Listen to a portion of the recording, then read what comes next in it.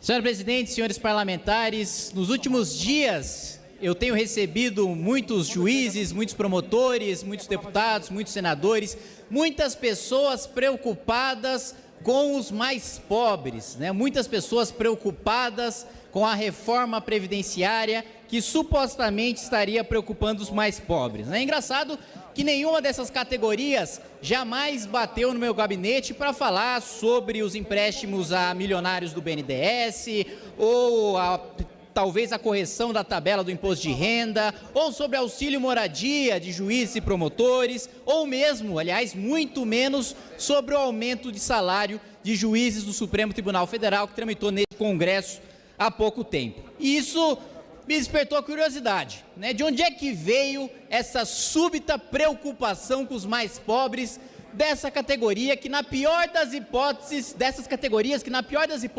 recebem ali os seus 20, 25 mil reais por mês.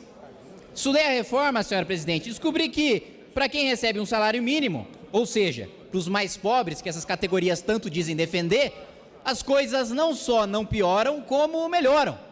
A alíquota para os mais pobres é menor, a contribuição, a fatia que o Estado toma do dinheiro desses que recebem até o salário mínimo vai ser menor com a reforma previdenciária. E mais, eu vi muitos parlamentares na semana passada discutindo nessa tribuna, discursando, falando que agora o benefício não vai mais estar vinculado ao salário mínimo, logo os mais pobres agora não receberão mais um salário mínimo, mas só R$400. Pura canalice, senhora presidente, porque hoje, aos 60 anos de idade, o mais pobre não recebe absolutamente nada. E o que se propõe na nova Previdência é que já aos 60 receba R$400 caso esteja em situação de miserabilidade.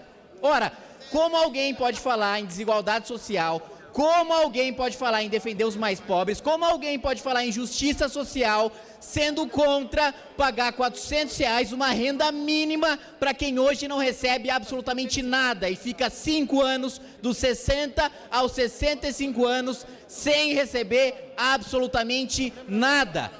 Que diabo de defesa dos mais pobres é essa em que você só defende que ele receba o benefício 5 anos depois e que aos 60 anos ele passe fome caso ele não tenha contribuído o tempo suficiente?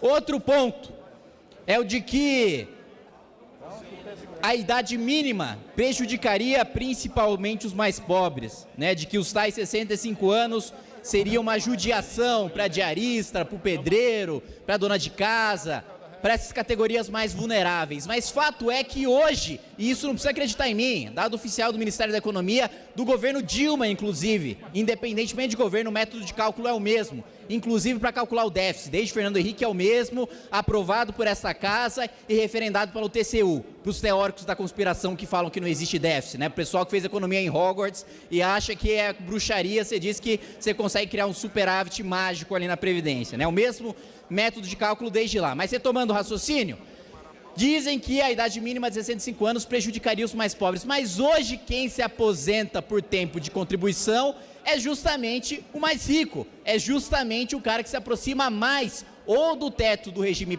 geral ou do regime próprio, recebendo seus 15, 20, 25, 30 mil reais. O pedreiro não consegue trabalhar todo o período do tempo de contribuição formalmente para se aposentar por idade, nem a dona de casa, nem o diarista, que tem o trabalho estável, salário fixo, formal, com a contribuição arrecadada durante todo o seu período de trabalho, durante toda a sua vida laboral. Nenhum! Isso é uma ilusão, isso não existe. Hoje, inclusive, para corroborar esse dado, os estados que têm as aposentadorias mais precoces são os estados mais ricos. E os estados mais pobres já se aposentam por idade. Ou seja, não existe prejuízo nenhum para quem hoje se aposenta por salário mínimo. Pelo contrário, para quem hoje se aposenta com salário mínimo, vai haver uma antecipação do benefício em 5 anos e a alíquota vai diminuir. Mas aí me causou curiosidade, Bom, já que não prejudica os mais pobres, por que juiz, promotor, deputado, senador, ministro está batendo na porta do meu gabinete para falar contra a reforma e falar que está preocupado com os mais pobres? E aí eu fui ver como essas classes são afetadas pela reforma previdenciária. Bom, essas classes, e aí incluindo a minha classe agora de deputado federal, a nossa contribuição dos deputados, dos senadores, dos juízes e dos promotores vai passar de 11% para 19%.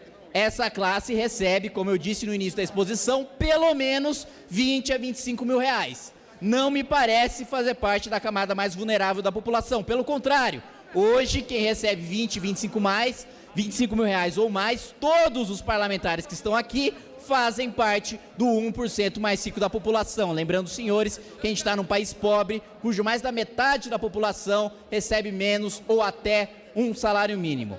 Outro ponto, será também cortadas as aposentadorias acumuladas e que hoje também fazem com que muitos já furem ou já tenham furado o teto do funcionalismo público. Gente como Marilena Chauí, como Gedel Vieira Lima e como José Sarney. Para você que me assiste, você pagador de impostos, você que paga a conta, paga essa casa, paga tudo, você que não sabe, hoje você financia a aposentadoria de Zé Sarney pelo Senado de 30 mil reais, mais pensão de ex-governador de mais 30 mil reais. Esse tipo de coisa, com a nova Previdência, acaba.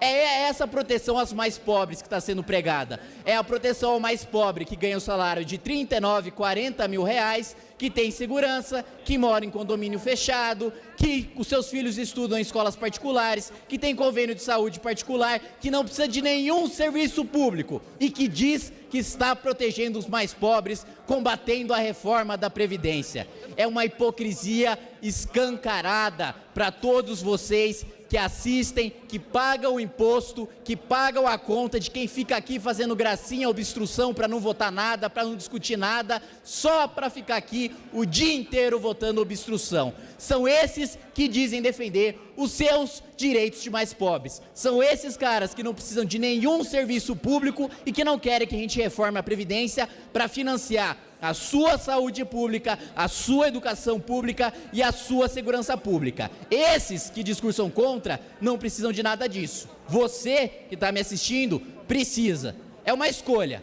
Ou você defende um Brasil de parlamentares que defendem que a gente utilize o nosso já escasso orçamento para financiar os seus próprios privilégios, ou que a gente defenda um país em que o orçamento do Estado seja prioritário para o que deve ser prioridade, como saúde, educação e segurança, que sem a reforma vai continuar absolutamente sucateado. Obrigado, senhor presidente. Obrigada, nobre deputado.